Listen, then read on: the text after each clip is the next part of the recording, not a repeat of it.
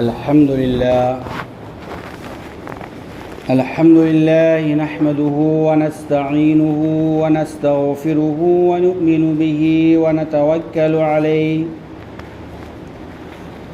ونعوذ بالله من شرور أنفسنا ومن سيئات أعمالنا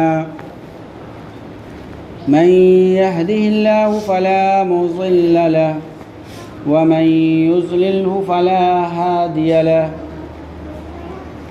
ونشهد أن لا إله إلا الله وحده لا شريك له ونشهد أن محمدًا عبده ورسوله أما بعد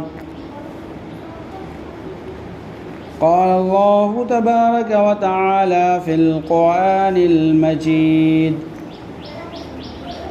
فأعوذ بالله من الشيطان الرجيم بسم الله الرحمن الرحيم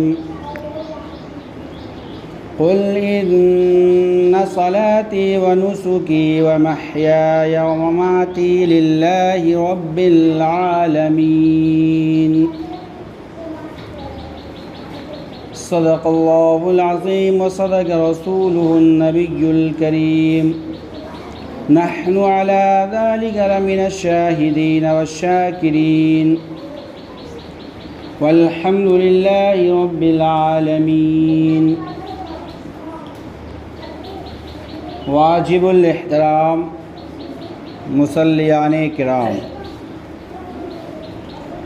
اسلام کے غیور نوجوانوں اور عزیز بچوں،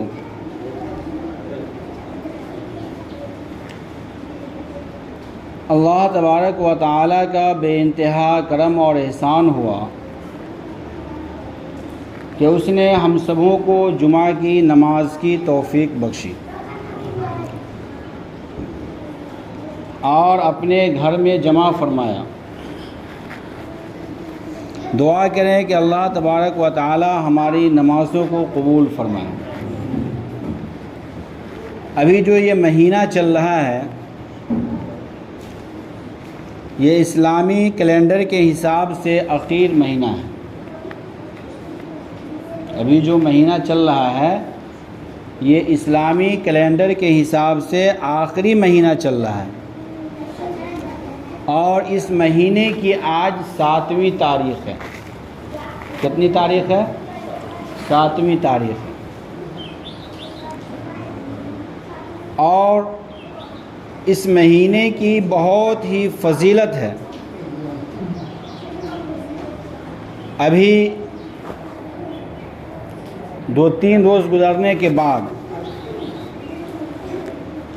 یعنی سوموار کے روز ہم لوگ عید الاضحیٰ کی نماز ادا کریں گے۔ کیا کریں گے؟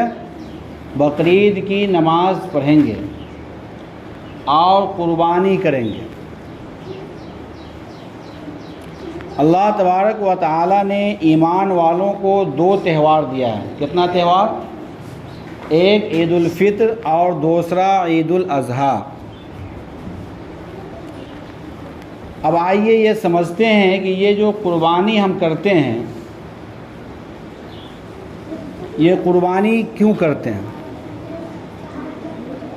مہنگے سے مہنگے جانور کو خریدتے ہیں، پھر اسے ذبح کرتے ہیں اور پھر خود کھا جاتے ہیں۔ عقل سے یہ بات سمجھ میں نہیں آتی ہے۔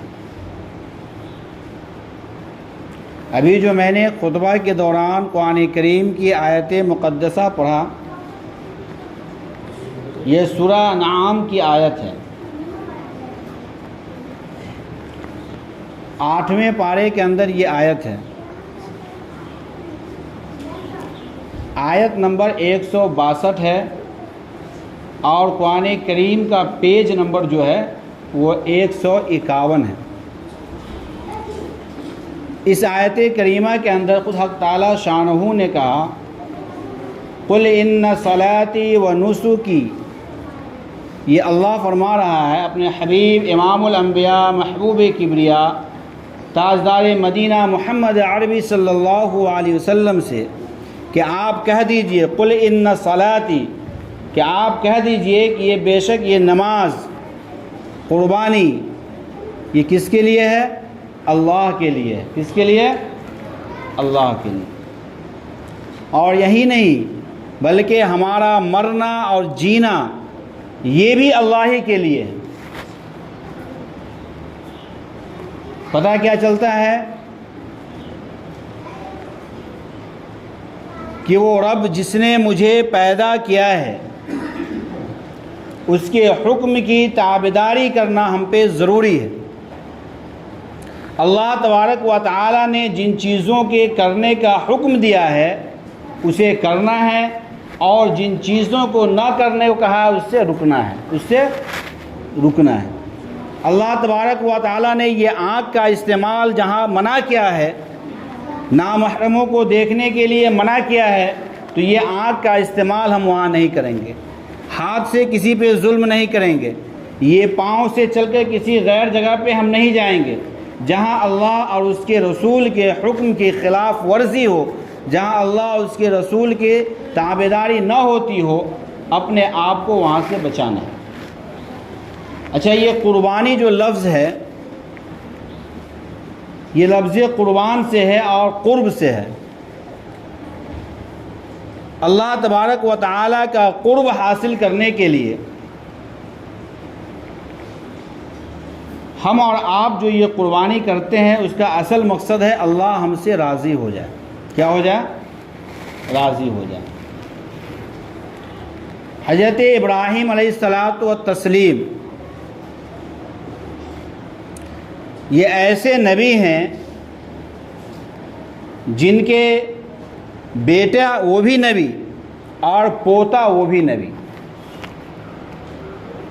اور یہی وہ نبی ہیں جس کی پشت سے اور جس کی نسل سے ہمارے اور آپ کے نبی امام الانبیاء محبوب کبریا تاجدار مدینہ محمد عربی صلی اللہ علیہ وسلم آئے ہیں۔ اور حضرت ابراہیم علیہ السلام کو خلیل اللہ کہا جاتا ہے۔ کیا کہا جاتا ہے؟ خلیل اللہ، یعنی اللہ تبارک و تعالیٰ کا دوست۔ ہمارے اور آپ کے بھی دوست ہوا کرتے ہیں، لیکن ہمارے اور آپ کے دوست جو ہوتے ہیں ان کا کیا حال ہے وہ ہم سب جانتے ہیں۔ تو اللہ تبارک و تعالیٰ نے حضرت ابراہیم علیہ السلام کو خلیل اللہ کہا ہے، اور اللہ تبارک و تعالیٰ نے کئی بار آزمایا ہے، کئی بار امتحان لیا ہے، اور ہر امتحان کے اندر حضرت ابراہیم علیہ السلام کامیاب ہوئے ہیں۔ کیا ہوئے ہیں؟ کامیاب ہوئے ہیں۔ حضرت ابراہیم علیہ السلام ان کے والد کا نام جو ہے آزر ہے۔ کیا ہے؟ آزر۔ اور حضرت ابراہیم علیہ السلام جب آنکھ کھولتے ہیں تو کیا دیکھتے ہیں؟ اپنے باپ کو کہ یہ بت کو تراشتے ہیں اور بناتے ہیں اور اسے بازار میں بیچا کرتے ہیں، اور اس کی پوجا بھی کرتے ہیں، اس کی پرستش بھی کرتے ہیں۔ اور یہ کون ہے؟ نبی ہیں۔ اللہ نے ان کو نبی بنا کر بھیجا۔ نبی جو ہوتا ہے وہ اللہ کے علاوہ کسی کے سامنے سجدہ ریز نہیں ہو سکتا، اللہ کے علاوہ کسی کو اپنا معبود نہیں بنا سکتا، اور اللہ کے علاوہ کسی کی وہ پرستش پوجا نہیں کر سکتا۔ نتیجہ کیا ہوا کہ اللہ نے یہاں بھی آزمائش میں ڈالا اور اپنے باپ سے یہ جدا ہو گئے۔ پھر نمرود کا بھی واقعہ پیش آیا، پھر اسے آگ میں بھی ڈالا گیا۔ ایک وہ واقعہ بھی پیش آیا جو قرآن کریم کے اندر ہے کہ حضرت ابراہیم علیہ السلام جو ہے یہ بت خانے جا کر کے تمام بتوں کو توڑتے ہیں، کسی کا ہاتھ، کسی کا پاؤں، کسی کا کان کاٹ دیتے ہیں، اور جب بادشاہ کے دربار میں حاضر ہوتے ہیں پوچھتے ہیں اسے کس نے کیا ایسا، میرے معبودوں کے ساتھ کون کیا؟ تو کلہاڑی کیا کرتے ہیں؟ بڑکا جو معبود بنا رہا تھا اسے گلے میں لٹکا دیتے ہیں، کہتے ہیں اپنے معبودوں سے پوچھ لو۔ تو لوگوں نے کہا کہ بھائی یہ تو ہمارا بنایا ہوا ہے، ہمارا تراشا ہوا ہے، یہ تو مٹی کے پتھر کے ہیں، یہ بولیں گے کیسے؟ پھر اللہ تبارک و تعالیٰ کا یہ نبی وہاں تبلیغ کرتا کہتا ہے کہ جب یہ تمہاری بات کو نہیں سن سکتے، تمہارے بولنے پہ یہ جواب نہیں دے سکتے، پھر تم اس کی پوجا کیوں کرتے ہو؟ بہت لمبا واقعہ ہے۔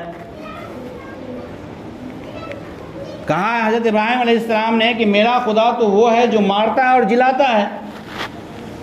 تو نمرود کو یہ بات سمجھ میں نہیں آئی، اس نے کہا یہ کام تو میں بھی کر سکتا ہوں۔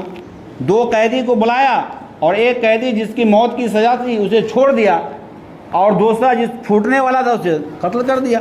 کہا دیکھو یہ تو میں بھی کر رہا ہوں، جس کی موت ہونی تھی اسے چھوڑ دیا اور جسے چھوڑنا تھا اسے مار دیا۔ کہا کہ نہیں، میرا خدا تو وہ ہے جو سورج کو نکالتا ہے اور سورج کو ڈبوتا ہے مشرق سے مغرب۔ اگر تم بھی خدا ہو تو ایسا کر کے دکھاؤ۔ وہ لاجواب ہو گیا۔ کیا ہو گیا؟ لاجواب ہو گیا، کیونکہ ایسا وہ کر نہیں سکتا ہے، یہ تو خدا کی قدرت ہے، خدا ہی کر سکتا ہے، دوسرا کسی کے اختیار میں یہ چیز نہیں ہے۔ سورج کو نکالنا اور سورج کو ڈبانا، ستاروں کو نکالنا اسے ڈبانا، رات کرنا پھر دن میں بدلنا، پھر دن کو رات میں بدلنا، یہ تو اللہ کی قدرت ہے۔ بالآخر وہ کیا کیا؟ حضرت ابراہیم علیہ السلام کو آگ میں ڈال دیا۔ لیکن اللہ نے حضرت ابراہیم کی حفاظت آگ میں بھی فرمائی، اور کیا کیا؟ قلنا یا نار کونی بردوں وسلاما علی ابراہیم۔ اب وہ آگ کیا ہو گئی؟ گلے گلزار ہو گئی۔ اسی طریقے سے ایک آزمائش کا وقت اور گزرا کہ اللہ تبارک و تعالیٰ نے حضرت ابراہیم علیہ السلام کو بڑھاپے کی عمر میں اولاد کی نعمت سے نوازا۔ روایتوں میں آتا ہے کہ 80 یا 85 سال کے بعد اسے بچہ پیدا ہوا۔ اب بھلا اندازہ لگائیے ہمیں اور آپ میں کہ اگر کوئی آدمی کو شادی کے 5 سال یا 10 سال کے بعد بچہ پیدا ہوتا ہے، اللہ تبارک و تعالیٰ اسے صاحب اولاد کرتا ہے، اولاد کی نعمت سے نوازتا ہے، تو وہ گھرانہ کتنا خوش ہوتا ہے، کس قدر خوشیوں میں وہ مگن ہوتا ہے، اور کس قدر اسے اپنی اولاد سے محبت ہوتی ہے یا نہیں ہوتی ہے؟ اور اللہ تبارک و تعالیٰ نے اپنے نبی کو بڑھاپے میں ایک اولاد دیا، اور یہاں بھی آزمائش، یہاں بھی امتحان شروع۔ وہ امتحان کیا ہوا کہ اللہ نے یہ حکم دیا کہ اپنے بیوی اور بچوں کو چھوڑاؤ۔ کہاں؟ بیابان، جنگل، جی زرعین کا لفظ آیا ہے جہاں کچھ نہیں تھا۔ اب یہ عقل میں تو بات سمجھ میں نہیں آتی ہے، ہم آپ تھوڑی تھوڑی سی باتوں پہ مکر جاتے ہیں۔ ٹھنڈی ہوئی نماز چھوٹ گئی، گرمی ہوئی نماز چھوٹ گئی۔ ہم آج اپنے غلط کاموں کو، غلط راستے کو چھوڑنے کے لیے تیار نہیں ہیں، اور اللہ کے حکم کی نافرمانی کھلے عام کرتے ہیں۔ بھلا بتاؤ مسلمانوں کہ اگر اللہ کا وہ نبی قیامت میں تمہارے دامن کو پکڑ لے اور تم سے یہ سوال کر دے کہ میں نے اللہ کے حکم کی تابعداری ہر حال میں کیا، یہاں تک کہ اپنے بیوی بچوں کو چھوڑایا، اور ایسی جگہوں پہ چھوڑایا جہاں آدمی کا نام و نشان نہیں تھا، جہاں کھانے پینے کی کوئی اشیاء نہیں تھی، جہاں خورد و نوش کا کوئی انتظام نہیں تھا، کوئی ساتھی نہیں تھا، لیکن اللہ کا حکم کو میں نے بجا لایا۔ آج اللہ نے ہمیں اور آپ کو تمام چیزوں سے نوازا ہے، لیکن اس کے باوجود ہم اللہ کے حکم کے مطابق آنے کو تیار نہیں ہیں۔ آج جو یہ ہمارا حشر ہو رہا ہے، آج جو یہ گاجر اور مولی کی طرح تراشے جا رہے ہیں، اور آج جو یہ روتے پھرتے ہیں کہ مسلمانوں کا کوئی پرسان حال نہیں ہے، اس کی اصل وجہ یہ ہے کہ آج ہم نے اپنے پیارے آقا جناب محمد رسول اللہ صلی اللہ علیہ وسلم کی سنتوں سے دوری بنا لیا ہے، اور اپنے پیدا کرنے والے، اپنے کھلانے اور پلانے والے رب کی نافرمانی کرنا شروع کر دیا۔ میرے محترم ذرا سوچو، بہت مختصر میں واقعہ کو لے کے چل رہا ہوں چونکہ وقت بہت کم ہوتا ہے جمعہ کے دن میں۔ اس وقت جو یہ ایک عمل اماں ہاجرہ نے کیا تھا، صفا اور مروہ کا جو چکر لگایا تھا پانی کی تلاش میں، آج بھی وہ سنت ان کی زندہ ہے۔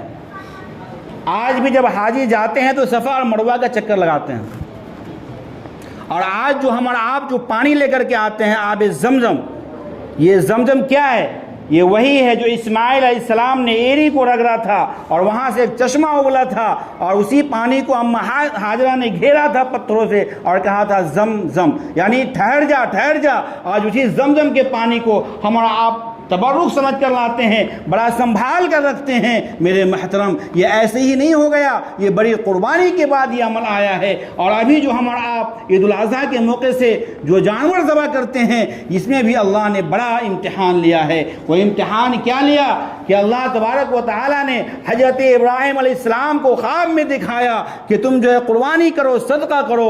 حضرت ابراہیم علیہ السلام خواب سے بیدار ہوتے ہیں اور صبح کو 100 اونٹ قربان کرتے ہیں، لیکن دوسری شب ہوتی ہے پھر یہی خواب دیکھتے ہیں۔ پہلا خواب جو آیا تھا وہ آج ہی کی تاریخ یعنی 7واں ذی الحجہ تھا، 7ویں کو پھر خواب دیکھتے ہیں، 8ویں کو پھر خواب دیکھتے ہیں اور پھر اونٹ قربان کرتے ہیں، لیکن پھر خواب دیکھتے ہیں 9ویں ذی الحجہ کو، اور خواب کیا دیکھتے ہیں کہ اے میرے خلیل، تمہارے نظروں کے اندر، تمہارے دل میں دنیا میں سب سے زیادہ جو محبوب شے ہے اسے میرے راستے میں قربان کرو۔ حضرت ابراہیم علیہ السلام سمجھ جاتے ہیں کہ سب سے زیادہ محبوب اگر کوئی ہے تو وہ میرا لگتے جگر ہے، میرا نور نظر ہے، اور وہ اسماعیل علیہ السلام ہے۔ اور وہ اسماعیل علیہ السلام ہے جس کی پیشانی میں امام الانبیاء، محبوب کبریا، تاجدار مدینہ محمد عربی صلی اللہ علیہ وسلم کا نور چمک رہا ہے۔ وہ کتنا حسین ہوگا، کتنا خوبصورت ہوگا، اسے قربانی کا حکم آتا ہے۔ میرے محترم ذرا سوچئے، آج ہمیں اور آپ کو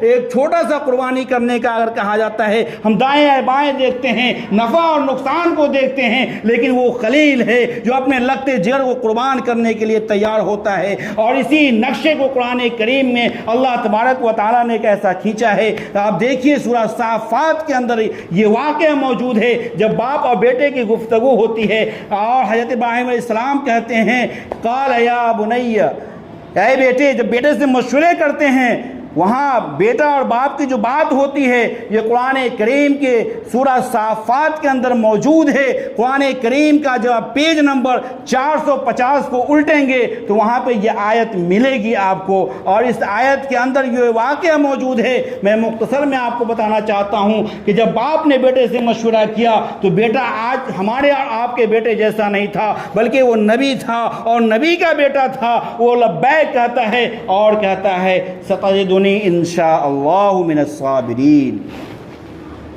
قال یا ابت افعل ما تؤمر، کتنا اچھا انداز ہے باپ بیٹے گفتگو کا۔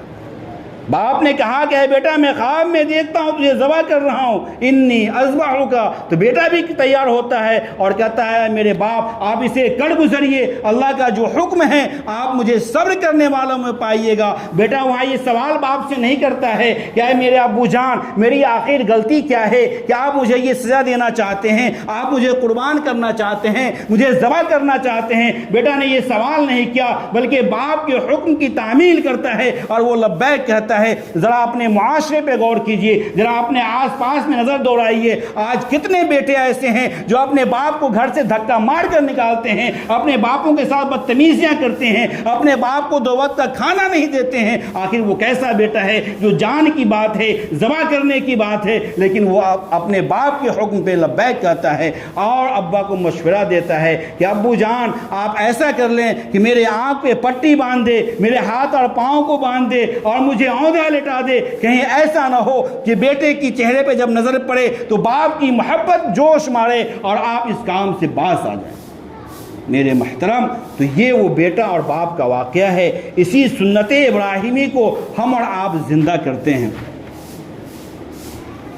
تو آج ضرورت اس بات کی ہے کہ ہم دین کو سیکھیں، دین کو سمجھیں اور دین میں جتنا بتایا گیا ہے اتنا ہی پہ عمل کریں، نہ اس سے گھٹائیں اور نہ اس سے بڑھائیں۔ علماء کی قدر کریں، اپنے اماموں کے پاس بیٹھیں، وقت دیں۔ آج دنیا کی ہر چیز سیکھنے کے لیے وقت ہے، لیکن آج ہمارے پاس دین کا نالج نہیں ہے۔ نتیجہ کیا ہوتا ہے کہ نہ خدا ہی ملا، نہ وصال صنم، اور نہ ادھر کے رہے نہ ادھر کے رہے۔ نہ دنیا ہی میں کامیابی ہے اور نہ مرنے کے بعد کامیابی ہوگی۔ بات تو بہت ساری کہنے کی ہے۔ اللہ تبارک و تعالیٰ سے دعا کریں کہ اللہ تبارک و تعالیٰ ان چند باتوں پہ ہمیں اور آپ کو عمل کی توفیق عطا فرمائے۔ ایک مسئلہ اور سمجھ لیجئے، قربانی کا جو گوشت ہوتا ہے اس گوشت کو 3 حصے میں بانٹا جاتا ہے۔ ایک حصہ ایسا نکالیں جو اپنے محلے کا آپ سروے کریں، اپنے آس پاس میں دیکھیں کہ کون سا یتیم ہے، کون بیوہ کا گھر ہے، کون غریب محتاج ہے جس کے گھر میں قربانی نہیں ہوا ہے، ان کے گھروں تک آپ خود اپنے سے چل کر کے اس گوشت کو پہنچائیں۔ اور پہنچانے میں آج دیکھتا ہوں یہ ہوتا ہے کہ ایک بوٹی کا ایک نظام بناتا ہے، 4 بوٹی پورے محلے میں بانٹ دیا جائے۔ میرے محترم ایسا نہیں ہے، بلکہ آپ اتنا گوشت اس کے گھر تک پہنچائے کہ وہ اس کے بچے اور وہ گھر والے خوشی خوشی اپنے تہوار کو منائیں اور آپ کے ساتھ خوشی میں شامل ہو جائے، اور اس کے گھر کے اندر بھی وہ خوراک اتنی پہنچ جائے کہ اسے کسی کے دروازے پہ جانے کی ضرورت نہیں پہنچے۔ آج دیکھتا یہ ہوں کہ بہت سارے لوگ فریز میں ڈالتے ہیں، بہت سی جگہوں پہ شہروں میں فریزر خریدا جاتا ہے اور اسے بند کر دیا جاتا ہے۔ میرے محترم یہ اس لیے نہیں ہے، بلکہ یہ اللہ کا 3 دن جو ہے یہ مہمان ہیں ہمارا آپ، اور اس 3 دنوں میں خوب گوشت کھائیں اور دوسروں کو بھی کھلائیں، اور اپنے پڑوسیوں کا خاص خیال رکھیں، یتیموں کا، غریبوں کا، محتاجوں کا آپ پہ یہ حق ہے۔ اگر آپ نے یہ حق ادا نہیں کیا ہے تو قیامت کے روز وہ پڑوسی آپ کا دامن پکڑے گا اور کہے گا اللہ آپ نے اسے مالداری دیا تھا، آپ نے اسے عسرت دیا تھا، انہوں نے جانور ذبح کیا تھا، میرا چھوٹا معصوم بچہ بلکتا رہ گیا، میں اسے بھرپور کھلا نہیں پایا تھا، لیکن یہ فریج میں بند کر کے رکھا تھا۔ میرے محترم اور میرے نوجوان ساتھیوں اور مسلمانوں، اس دن کیا جواب بنے گا؟ اس لیے اللہ کے واسطے اس مسئلے کو سمجھیے، اور بھی بہت سارے مسائل ہیں اس کے، آپ علماء کے پاس بیٹھیں اور صحیح طریقے سے جانور ذبح کریں اور اس کے مسائل کو سمجھ کر کریں، تاکہ اللہ تبارک و تعالی ہمارے اور آپ کے قربانی کو قبول فرمائے۔ ان چند باتوں پہ عمل کی توفیق عطا فرمائے۔ وما علینا الا البلاغ۔